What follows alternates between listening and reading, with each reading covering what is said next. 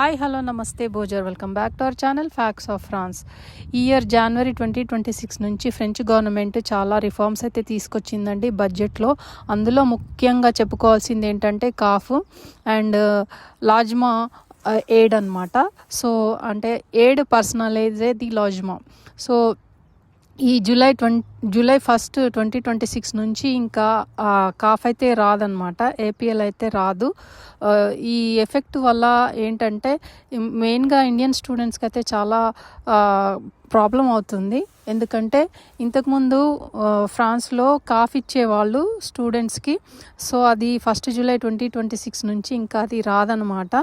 But there is a waiver, అంటే students who will get the scholarship they can avail this facility. అంటే స్టూడెంట్స్కి scholarship వచ్చి అంటే బోర్స్ అంటారు ఫ్రాన్స్లో. బోర్స్ if they are able to get the scholarship, then French government will provide the CAF to them.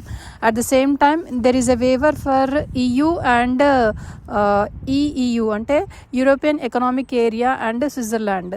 ఈ స్టూడెంట్స్కి యాజ్ యూజువల్గా కాఫ్ ఇస్తారనమాట. ఎందుకంటే వాళ్ళకి సేమ్ ఫ్రెంచ్ స్టూడెంట్స్కి ఎలాగైతే ఉంటుందో యూరోపియన్ లా వాళ్ళకు కూడా అలాగే రూల్స్ వర్తిస్తాయి అన్నమాట.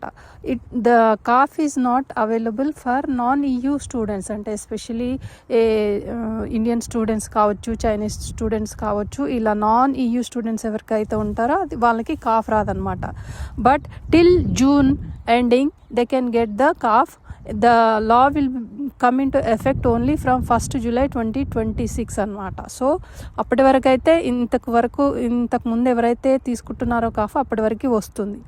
ఇంకా జూలై 1 నుంచి రాదనమాట. జూలై 1 నుంచి in case if you want to avail the CAF you should get the scholarship. So ఇదైతే అప్డేట్ అయితే ఉంది ఫ్రెంచ్ గవర్నమెంట్ నుంచి.